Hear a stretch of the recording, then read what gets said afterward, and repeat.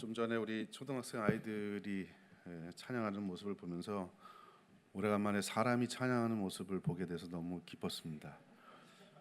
청소년이 되면 말귀를 못 알아들어서 짐승들이거든요. 네. 이렇게 예쁜 애들이 왜 시간이 지나면서 사람에서 짐승화가 될까? 한때는 저희 집에 짐승들과 반인반수 하나가 있었습니다. 저는 딸만 셋인데요. 큰애 둘은 이제 대학에 들어갔고 막내 막둥이가 하나 있습니다. 한국 와서 태어났는데 이 아이가 지금 중학교 2학년입니다. 얘가 짐승입니다. 그래서 어렸을 때는 이렇게 예뻤는데 언니들한테 사춘기 있는 걸 보면서 야 너는 나중에 언니 나이 때면은 너 사춘기 하지 마 뭐라고 할 거 그러면 사춘기야 물러가라 그렇게 한대요. 근데 엊그저께 같이 산책하면서 야 너 지금 네가 이상한 짓 하고 있는데 그랬더니 아예 대답도 안 하더라고요. 사람이 아닌 시기가 되죠. 그러나 그런 시기를 보내더라도 하나님을 사랑하는 마음이 그 안에 있으면 심지가 있으면 그리고 오늘 세대인 우리가 우리의 자녀들을 믿음으로 어찌하든 세우고자 하는 마음이 있으면 그런 짐승의 시기를 지난다 할지라도 언젠가는 다시 믿음의 세대로 돌아올 줄로 믿습니다. 여러분 이 예배를 통해서 우리 하나님께는 큰 영광이 되고 우리에게는 자녀를 또 손주를 또 우리의 다음 세대를 어떻게 양육할 건지 도전의 시간 될 수 있기를 주의 이름으로 축원합니다. 여러분 우리 이 자리에 계신 모든 분들은 아마도 좋은 부모 또 좋은 조부모가 되기를 꿈꿀 것입니다. 그런데 여러분 신앙 안에서 좋은 부모가 되려면 반드시 두 가지를 알아야 됩니다. 첫 번째 하나는 성경을 잘 알아야 되고 두 번째는 우리 아이들이 살아가는 문화에 대해서 제대로 알아야 됩니다. 성경은 잘 아는데 문화를 모르면 우리가 가르치는 가르침이 이론적이고 사변적인 가르침이 될 겁니다. 그래서 좋은 얘기는 많이 하는데 아이들의 삶에 크게 울림이 없는 그런 이야기들이 많이 일 것입니다. 반대로 아이들의 문화와 상황은 너무나 잘 아는데 하나님의 말씀 성경을 잘 모른다면 어쩌면 그 가르침은 알맹이 없는 가르침이 될지도 모릅니다. 즉 우리가 재미있게 아이들하고 뭔가 했는데 신앙교육도 했는데 결국 남는 거는 하나도 없는 그런 상황이 될 수도 있다는 거죠. 그래서 하나님의 말씀을 잘 알아야 되고 문화에 대해서도 잘 알아야 됩니다.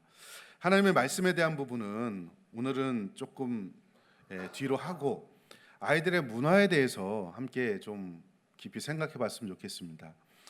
여러분 우리 아이들이 살아가는 시대의 문화에 대해서 얼만큼 알고 계신지 모르겠습니다.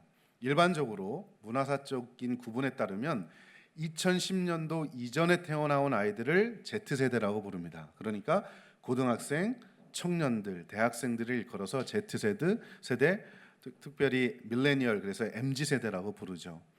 2010년도 이후에 태어나온 아이들은 약간 또 Z세대하고 다릅니다. 즉 중학생과 초등학생 아이들은 여기 오늘 찬양했던 이 아이들은 알파 세대라고 부릅니다. 약간 다릅니다. 여러분 MZ세대는요 디지털 네이티브들입니다. 디지털 기기와 함께 태어났다가 그것과 함께 살다가 그렇게 죽게 될 아이들이 바로 MZ세대입니다. 이 아이들은 모바일에 익숙합니다. SNS 아주 익숙하고 능숙하게 다루는 아이들입니다. 유행을 빠르게 받아들이고요. 자기만의 경험을 추구하는 혼자 독립된 공간에서 자기만의 경험을 추구하기를 굉장히 꿈꾸며 살아가는 아이들입니다. 미래 가치보다는 현재 현실에서 어떻게 즐기면서 살까 이것을 그 어떤 것보다 중요하게 여기는 세대가 바로 MZ세대들입니다. 반면에 여러분 2010년도 이후에 태어나온 중학교, 초등학교 알파 세대 아이들은요. 디지털 네이티브에서 조금 더 들어가서 AI 네이티브라고 부릅니다. 인공지능 원주민들이죠. 이 아이들은 인공지능의 영향을 받으며 살고요. 그래서 대면 관계보다는 비대면 관계를 훨씬 더 중요합니다.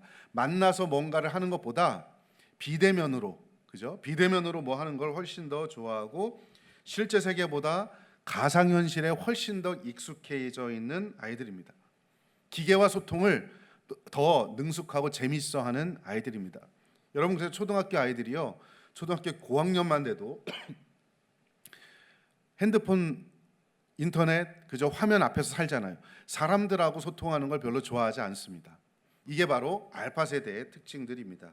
결국 제가 이렇게 보니까 MZ 세대든 알파 세대든 공통점이 세 가지가 있는데, 첫 번째는 눈에 보이는 가치를 중요하다는 거예요. 영적인 가치는 별로 중요하지 않게 여기는 게 바로 오늘날 세대라는 겁니다. 물질적인 가치가 훨씬 더 중요하고 영적인 가치는 그리 중요하지 않다고 여기는 게 이 세대의 아이들입니다. 두 번째는 절대적인 기준을 중요하게 여기지 않습니다. 내가 그저 즐기기에 좋으면 좋은 겁니다. 절대적인 말씀, 절대적인 기준에 대해서 별로 그렇게 중요하게 여기지 않는다는 겁니다. 마지막으로 이 세대는요, 한 번 사는 인생, 이 땅에서 영원한 세계를 꿈꾸지 않습니다. 이 땅에서 어떻게 하면 잘 먹고 잘 살 것인가가 이들의 꿈입니다. 그래서 여러분, 한때 우리 사회에 불었던 열풍이 하나 있습니다. 그것이 뭐냐면 욜로 열풍이었습니다. YOLO 들어보셨죠? 욜로가 뭐죠? 욜로 가야 살고 졸로 가면 죽는다, 이런 게 아니고, 욜로는 You Only Live Once의 줄임말입니다. 욜로, 한 번 사는 인생 점점점. 여러분, 이 점점점 뒤에 뭐가 있을까요? 한 번 사는 인생, 잘 먹고 잘 살다가 그냥 죽자. 왜요? 내세도 없고 영원한 세계도 없으니까 이 땅에서 모든 것들을 누리며 살자라고 하는 것이 이 세대의 특징이라는 겁니다. 사랑하는 성도 여러분, 바로 이 세대들, 영원한 가치를 인정하지 않은 이 아이들에게 오늘 세대가 해야 될 것은, 아니야, 영원한 가치가 분명히 있어. 절대적인 기준을 인정하지 않은 이 아이들에게 성경이 정말 중요한 절대적인 기준이야. 네 인생에 목에 칼이 들어와도 끝까지 포기하지 말아야 될 한 가지가 있다면 그건 바로 성경이라고 하는 절대적인 기준이야. 이 기준에 따라 살아야 돼. 이 세상에서 먹고 즐기고 이 세상의 끝인 것처럼 살아가도 그게 아니야. 영원한 세계가 있어. 죽음 이후에 천국과 지옥이 있어. 바로 그때를 대비해서 근신하며 살아야 돼 라고 가르치는 것이 바로 저와 여러분의 사명인 줄로 믿습니다. 우리 아이들의 상황과 문화를 제대로 알면 이 아이들을 어떻게 가르쳐야 될지 우리는 명확하게 알게 된다는 겁니다. 여러분, 오늘 본문에 보면 예수님께서도 이 시대의 사람들을 도대체 어떻게 가르칠까? 여러분, 예수님을 일컬어서 위대한 교사라고 부릅니다. 영어로 말하면 Jesus the Master Teacher 이렇게 부릅니다. 위대한 교사이신 예수님께서 그 시대의 사람들의 상황을 어떻게 바라보셨고 그 사람들을 어떻게 가르치셨는지 오늘 말씀을 통해서 생각해 보면서, 여러분, 우리가 지금 다음 세대 선교사역 첫 번째 날 하고 있지 않습니까? 우리가 우리 자녀들, 우리 교회의 믿음의 다음 세대들을 어떤 마음으로 가르쳐야 될 것인지 이 말씀을 통해서 생각해 보고자 합니다. 여러분, 먼저 예수님은요, 이 세대의 사람들을 일컬어서 뭐라고 말씀하시냐면 목자 없는 세대라고 이야기합니다. 여러분, 목자 없는 세대가 도대체 어떤 세대일까? 당시 이 마가복음을 읽었던 사람들은요, 목축업을 하는 사람들입니다. 그죠? 그렇기 때문에 이 양에게 목자가 없다는 게 어떤 의미인지 너무나 잘 알아요. 그런데 우리는 잘 모르잖아요. 여러분 아세요? 모르죠. 모르면 말을 하지 마시고 그래서 말을 안 하시는 거죠. 예, 저는 생긴 것 같지 않게 시골 출신입니다.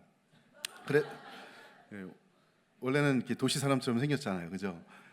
제가 시골에 자랐는데요, 양은 못 키워봤지만 소도 키워봤고 염소도 키워봤고 강아지도 키워봤고 뭐 오리도 키워봤고 닭도 키워봤고 다 키워봤어요. 짐승들을 키워봤어요. 짐승들을 키우면 이 짐승이 어떤 특징을 갖고 있는지 너무나 잘 알아요. 왜냐하면 24시간 뭐 사시사철 같이 있으니까. 이 본문을 읽고 있는 이스라엘 백성들, 마가복음의 이 공동체들은요, 목축업을 하는 사람들이기 때문에 오늘 본문에서 예수님이 이 시대 사람들을 목자 없는 양과 같다라고 할 때 이게 어떤 의미인지 너무나 잘 알아요.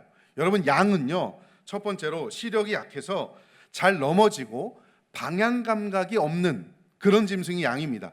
어디로 가야 될지 몰라요. 그러니까 목자가 필요한 거죠. 둘째, 양은요, 방어력도 없습니다. 늑대라든지 이리가 공격할 때 자기를 스스로 방어할 수 있는 방어력도 없어요. 그래서 목자가 필요한 거예요. 방향 감각도 없죠. 어디로 갈지 모르죠. 그죠? 방어력도 없죠. 스스로 내가 살지 죽을지 자기 자신을 보호할 수 없는 그 짐승이 바로 양이라는 겁니다. 바로 그 짐승이기 때문에 그 어떤 것보다 이 양에게는 목자가 필요한 거예요.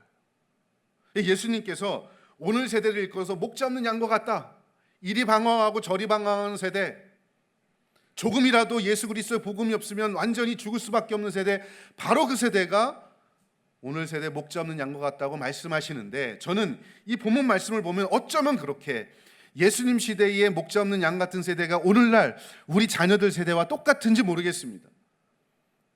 여러분, 이 아이들이 어디로 가야 할지, 어떤 걸 기준 삼고 살아가야 될지 모르고 있는 게 우리 아이들 아닙니까? 그죠? 사탄이 지금도 공격을 하잖아요. 이렇게 저렇게 공격할 때 이 사탄을 방어할 수 있는 방어력이 없는 게 우리 아이들 아닙니까? 그 예수님 당시의 양의 모습이 우리 아이들의 모습과 너무나도 똑같다라고 하는 겁니다. 여러분, 성경을 보면 성경에서 목자 없는 양을 묘사할 때는 항상 그 특징이 있습니다. 목자 없기 때문에 주인을 잃어버렸죠, 흩어졌죠, 고생하며 기진맥진하고 결국 들짐승의 밥이 된다. 이게 목자 없는 양을 묘사하는 성경의 특징들입니다. 열왕기상 22장 17절에 보면 성경이 이렇게 말씀합니다. 그가 이르되 내가 보니 온 이스라엘이 목자 없는 양같이 산에 흩어졌는데, 목자가 없으니까 어때요? 흩어지는 거예요. 여호와의 말씀이 이 무리에게 주인이 없으니 각각 평안히 자기 집으로 돌아가라. 주인이 없어요. 네. 그러니까 여기저기 흩어질 수밖에 없죠. 중심이 없으니까. 에스겔 34장 5절, 목자가 없으므로 그것들이 흩어지고 흩어져서 모든 들짐승의 밥이 되었도다. 목자가 없으니까, 기준이 없으니까 흩어지고 들짐승의 밥이 되는 거예요. 이게 목자 없는 양의 모습입니다. 마태복음 9장 36절, 무리를 보시고 불쌍히 여기시니 이는 그들이 목자 없는 양과 같이 고생하며 기진함이라. 목자가 없으니까 고생하고 기진하는 거예요. 이게 목자 없는 양의 특징입니다. 갈 길을 잃어버렸죠. 삶의 방향을 잃어버렸죠. 기준 없이 사는 세대가 바로 예수님께서 목자 없는 세대의 특징을 말씀하신 그 시대 사람들이라는 겁니다. 그런데 여러분, 아까 말씀드린 대로 예수님 당시뿐만 아니라 오늘 세대도 똑같은 거예요. 아이들은 여러분 기준을 인정하기 싫어합니다. 기준이 없다고 생각해요. 목자가 필요 없다고 생각합니다.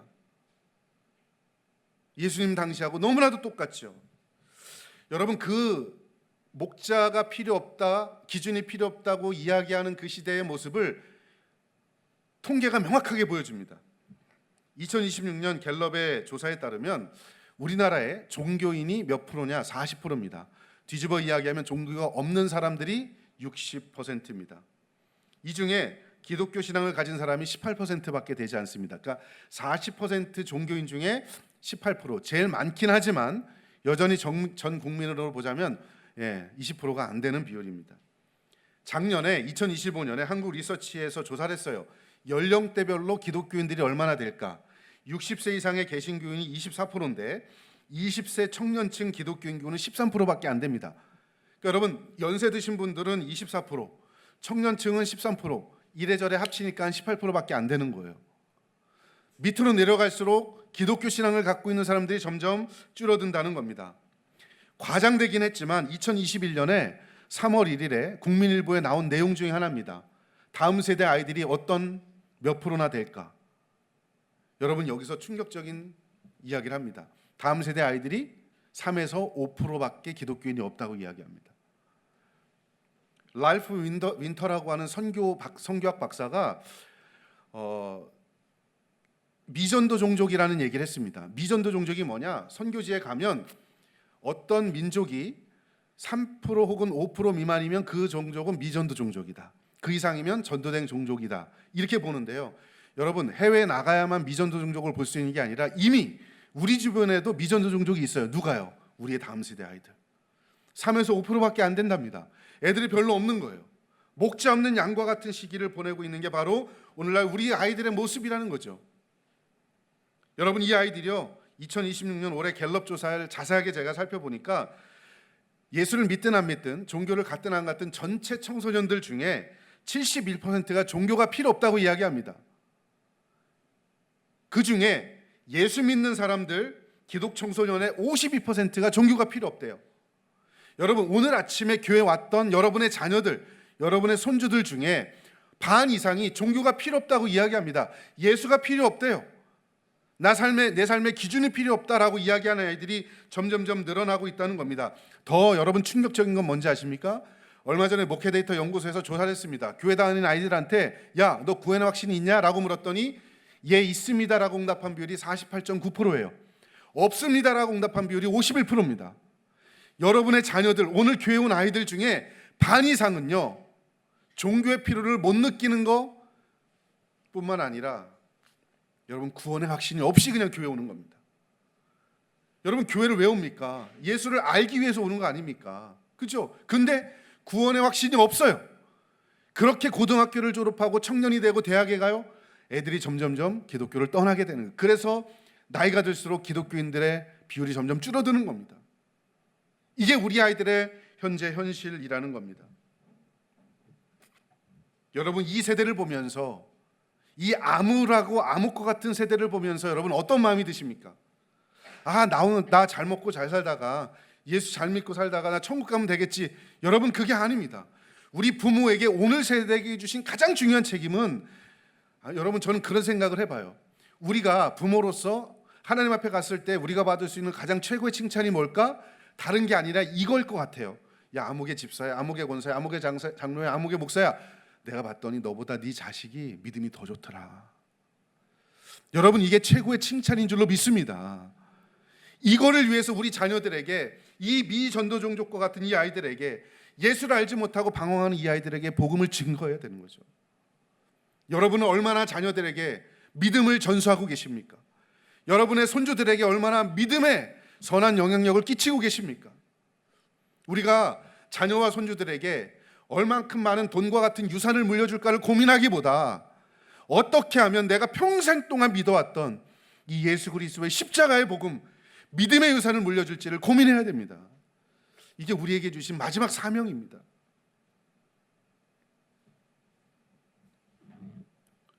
왜냐하면 애들은 지금 너무나 흔들리는 시기를 보내고 있습니다. 제가 대학에서 아이들을 가르치고 있잖아요. 아이들을 가르치면 학년별로 특징이 있습니다. 1학년 애들은 무조건 좋아요. 왜냐하면 고등학교 3학년 내내 힘든 시기를 보냈다가 대학교 1학년에 들어오니까 그냥 좋은 거예요. 그냥 뭐 이것도 좋고 저것도 좋고 학교가 멀어도 집에서 멀어도 그냥 좋아요. 근데 2학년 때쯤 되면 그때부터는 이제 오춘기가 옵니다. 사춘기 지나서 오춘기란 게 있어요. 이 아이들은요 와갖고 이제 그때부터 고민을 해요. 아, 내가 이 학교를 선택한 게 맞나? 이 학과를 선택해서 끝까지 내가 다녀야 될까? 이런 고민부터 시작해서, 저희 총신대학교는 기독교 학교거든요. 세례교인들만 받습니다. 그런데도 어떤 고민을 하느냐? 하나님이 살아계실까? 내가 믿는 신앙이 진짜인가? 여러분 이런 고민들 해요. 막 흔들려요. 그래서 저희 학교에는요 평생 담임제라는 게 있습니다. 그래서 1학년 애들 오면 4학년 졸업할 때까지 한 교수님이 그 아이들을 평생 맡아서 지도합니다. 졸업하고도 지도를 해요. 교수가 해야 될 일이 굉장히 많거든요. 아이들 오면은 애들한테 강의도 해야죠, 연구도 해야죠. 저는 또 보직을 맡고 있어서 행정도 해야죠. 개인적으로 제가 가장 중요하게 여기는 것 중에 하나가 바로 상담입니다. 그렇게 흔들리고 헷갈리는 애들이 부족하지만 저를 만나고 같이 울고 같이 기도해주고, 그리고 나서 돌아가서 다시 삶의 방향을 설정하고, 아, 이렇게 살아야 되겠구나, 잘 정리가 돼서 4년 동안 휴학하지 않고 딱 졸업하는 애들 보면 너무나 감사하고 기뻐요. 여러분 흔들리는 아이들에게 누군가 흔들리지 않는 목자와 같은 존재가 되어주어야 한다는 거예요. 이게 왜 저만의 일이겠습니까? 여러분의 자녀들도 흔들리고 있지 않나요? 고등학교를 졸업하고 여러분 청년이 된 자녀들 너무나 흔들리지 않나요? 중학교보다 고등학교에 자녀를 둔 부모가 여러분 또 흔들리지 않나요? 중학교 때는 그래도 교회를 보내요. 고등학교가 되면 여러분 입시 앞에서 부모도 흔들리고 애들도 흔들리잖아요. 여러분 그 흔들리는 시대 앞에서 복음을 가지고 정말 흔들리지 않는 기준을 제공해줘야 되는 게 저와 여러분이라는 거예요.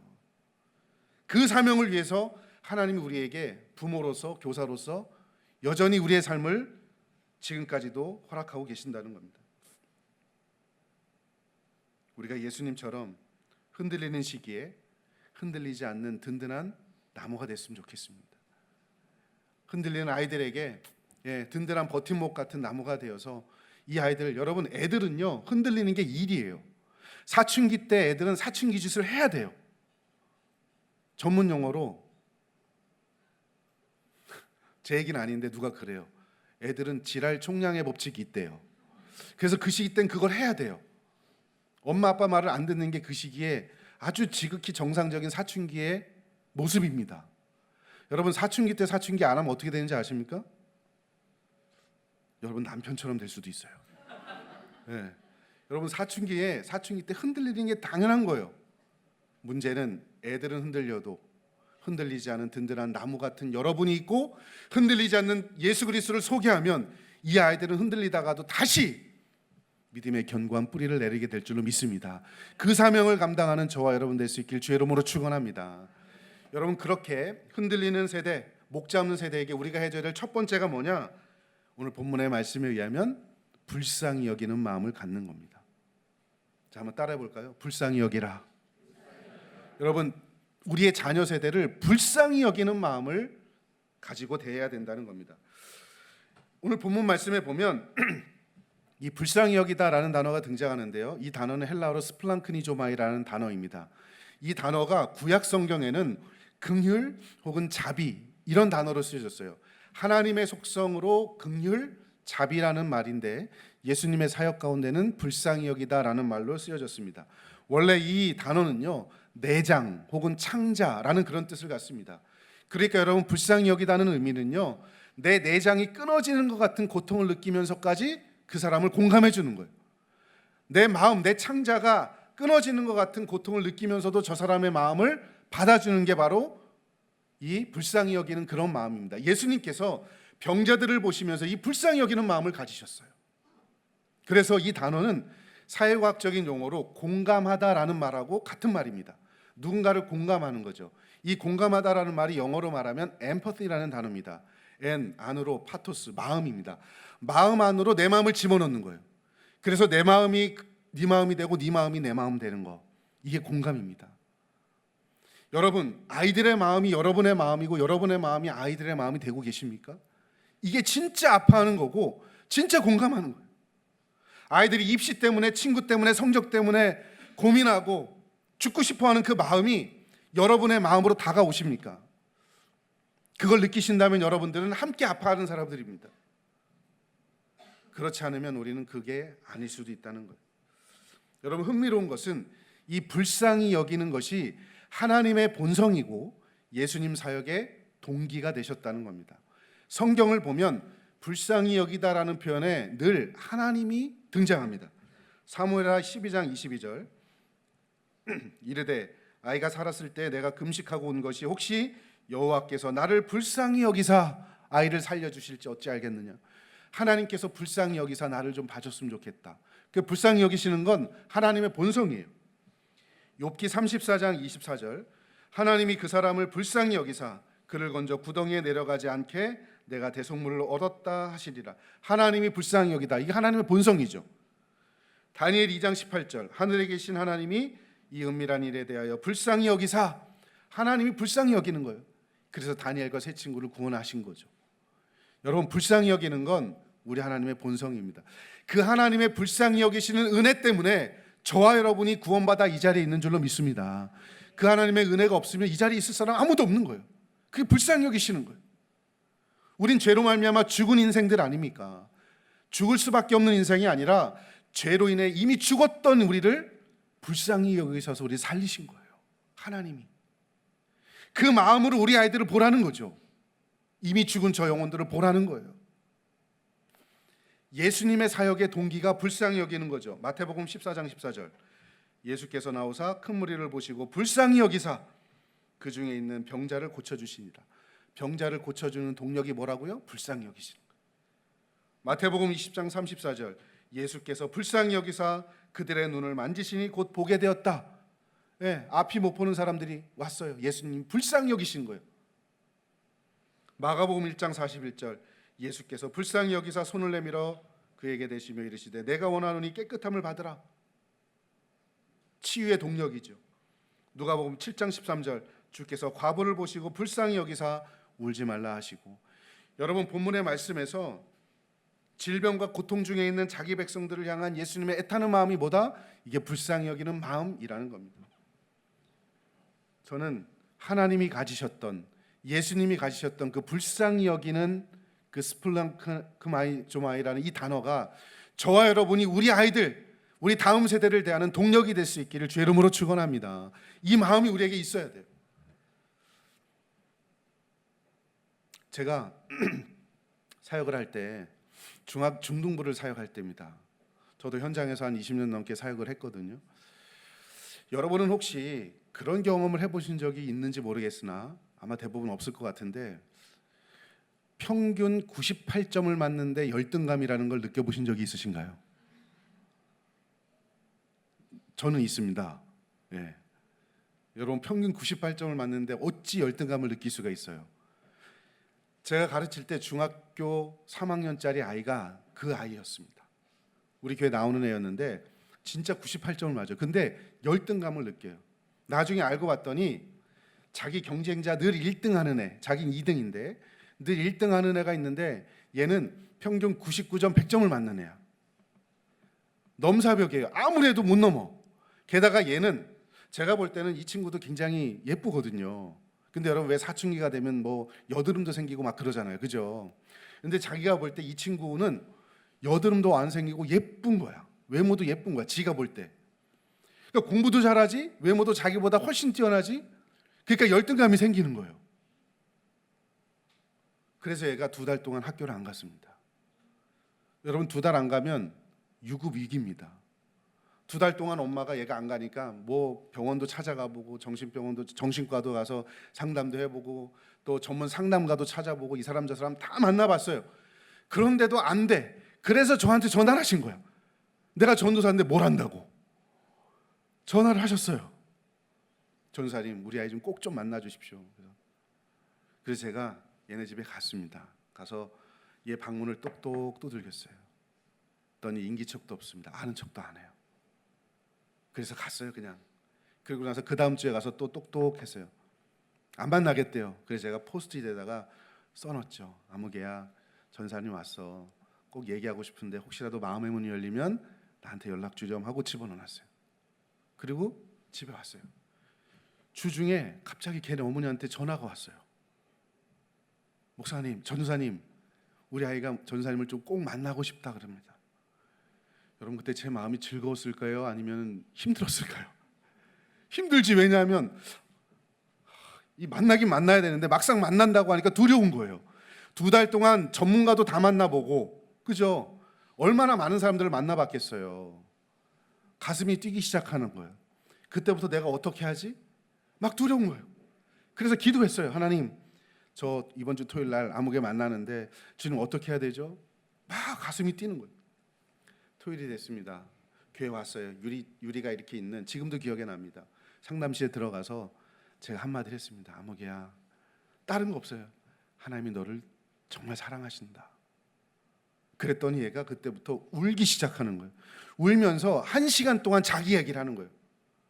내가 지금 이렇고 열심히 해도 안 되고 외모도 이렇고 이래. 그 얘기를 그때 제가 들은 거예요.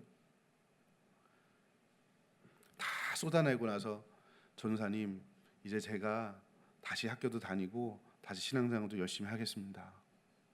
1시간 동안 그렇게 울고 나서 그 얘기를 하는 거예요. 그리고 집에 가서 학교에 가서 다시 복학을 못했습니다. 유급이 돼서. 그래서 미국에 가서 중학교 졸업하고 고등학교 졸업하고 대학교 아마 이미 졸업했을 겁니다. 제가 그 아이를 보면서 제가 했던 건 딱 하나입니다. 그냥 같이 울어준 거예요. 얘가 힘들다고 여러분, 아무렴 제 자식도 아닌데 얘가 힘들어하는 거 제가 피부에 와닿게 그렇게 아플까요? 그렇지 않아요. 그래도 이 아이 눈을 보면서 얘가 얼마나 힘들었을까, 얼마나 고통스러울까를 옆에서 지켜보면서 같이 아파하고 울 때 같이 울어주고, 여러분 그거밖에 없어요.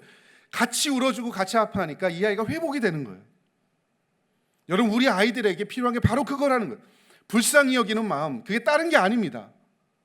여러분, 아이들이요, 입시 때문에 죽을 맛 아닙니까? 힘들어할 때 옆에서 같이 기도해주고 같이 눈물을 흘려주고, 여러분, 이게 우리가 해야 될 일이라는 거예요.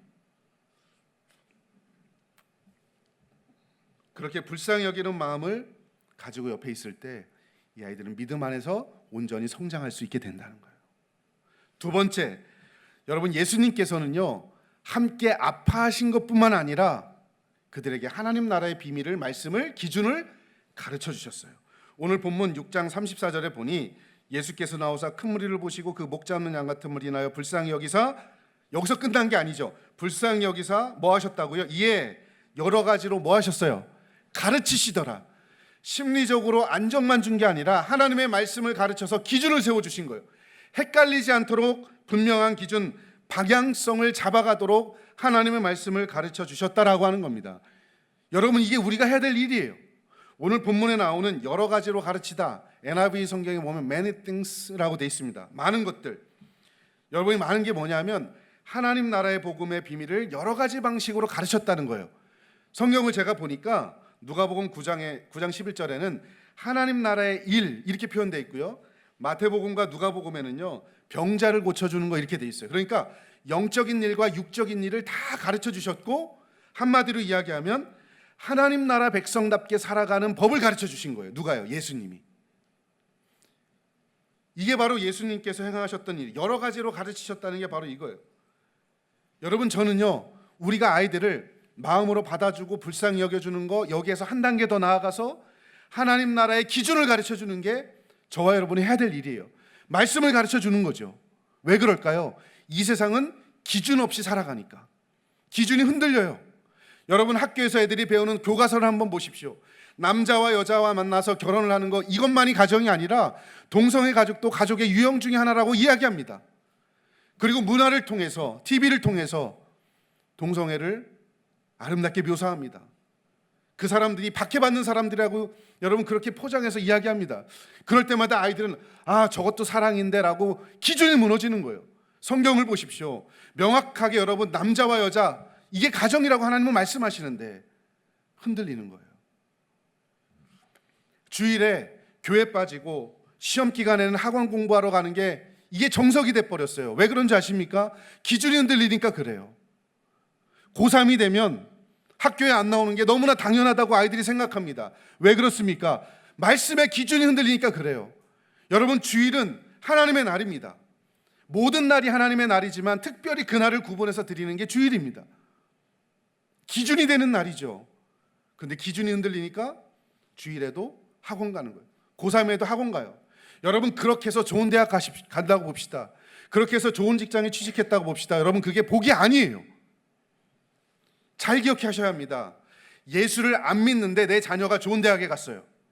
예수를 안 믿는데 내 자녀가 좋은 직장에 취직했어요. 큰 집에 살아요. 이게 복이 아니고 저주입니다. 왜 그런지 아십니까? 예수를 안 믿어도 잘 되네? 잘 되네? 잘 되네 하다가 그냥 그렇게 살다 죽으니까 복이 아니에요. 여러분, 예수를 안 믿는데 잘 되면 멈춰서 내가 지금 어디가 잘못됐는지 생각해 볼 수 있어야 돼요. 그걸 가르쳐 주는 게 부모여야 합니다. 그게 기준이에요. 말씀의 기준이 무너지면요, 내가 좋은 대로, 내가 편한 대로, 세상의 기준대로 잘 되면 그게 좋은 건 줄 알고 그렇게 살아간다는 거죠. 기준이 무너진 시대에 기준을 가르치는 게 바로 우리들이라는 거예요. 바로 예수님께서 그래서 많은 것들로 하나님 나라 백성의 진리와 기준을 가르쳐 주셨다라고 하는 겁니다. 여러분, 사도 바울은요 오늘날보다 훨씬 더 기준 없는 시대를 디모데에게 편지를 쓰면서 이렇게 말씀합니다. 조금 길지만 제가 읽어드리겠습니다. 여러분, 디모데가 살던 시대에 얼마나 기준이 없었는지 한번 보십시오. 디모데후서 3장 1절부터 5절. 너는 이것을 알라. 말세에 고통하는 때가 이르러 사람들이 자기를 사랑하며 돈을 사랑하며 자랑하며 교만하며 비방하며 부모를 거역하며 감사하지 아니하며 거룩하지 아니하며 무정하며 원통함을 풀지 아니하며 모함하며 절제하지 못하며 사나우며 선한 것을 좋아하지 아니하며 배신하며 조급하며 자만하며 쾌락을 사랑하기를 하나님 사랑하는 것보다 더하며 경건의 모양은 있으나 경건의 능력은 부인하는 자니 이 같은 자들에게서 내가 돌아서라. 여러분, 뭐라고 이야기합니까? 하나님 사랑하는 것보다 더 사랑하는 게 있대요. 기준이 없어서 그렇죠. 경건의 모양은 있으나 경건의 능력이 없대요. 왜 그럴까요? 기준이 없어서 그래요. 그래서 사도 바울은 자기 영적인 아들인 디모데에게 편지를 쓰면서 그런 기준 없는 그 시대에게 이렇게 이야기합니다.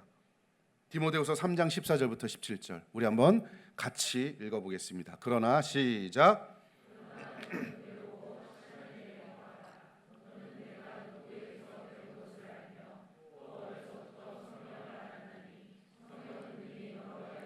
그리스도 예수 안에 있는 믿음으로 말미암아 구원에 이르는 지혜가 있게 하느니라. 모든 성경은 하나님의 감동으로 된 것으로 교훈과 책망과 바르게 함과 의로 교육하기에 유익하니 이는 하나님의 사람으로 온전하게 하며 모든 선한 일을 행할 능력을 갖추게 하려 함이라. 하나님보다 더 사랑하는 것이 있는 그 시대를 향해서 말씀의 기준, 하나님의 말씀을 가르치라고 이야기하죠. 디모데를 가만히 보니까 세상 사람들과 같이 살아가지 않는 저 모습 어디서부터 왔을까 봤더니 외할머니와 어머니로부터 물려받았대요. 그가 외할머니와 어머니로부터 어렸을 때부터 뭘 배웠다고요? 성경을 배웠나니. 이 성경이 뭐야? 기준입니다. 어렸을 때 기준을 배웠나니 세상이 아무리 흔들어도 흔들리지 않았다라고 하는 겁니다. 우리의 자녀들이 이런 자녀들 됐으면 참 좋겠습니다. 그래서 가정 예배를 드려야 되는 거예요. 기준을 배워야 되니까. 예배가 어려우면 가정에서 큐티라도 하십시오. 큐티가 어려우면 일주일에 한 번 정도 저녁 시간에 모여서 이번 주에 우리가 살면서 감사했던 감사의 조건 하나라도 나누십시오. 하나님의 말씀을 기준으로 이 아이들이 어떻게 살아야 될지를 여러분 적어도 일주일에 한 번은 가르쳐 줘야죠. 그래야 기준이 세워지는 겁니다. 저와 여러분은 영적인 등대와 같은 사람들입니다. 바다에 떠 있는 배는 물결에 흔들릴 수밖에 없습니다. 그래도 그 흔들리는 배가 목적지를 향해 갈 수 있는 유일한 이유는 등대에서 명확하게 빛을 비춰주니까, 길을 보여주니까 그렇습니다. 여러분, 우리가 영적인 등대가 되어서 우리의 자녀들, 손주들, 다음 세대에게 참된 기준을 보여줘서 이 세상을 넉넉히 말씀으로 승리하는 그런 아이들로 키울 수 있는 저와 여러분 될 수 있기를 주의 이름으로 축원합니다.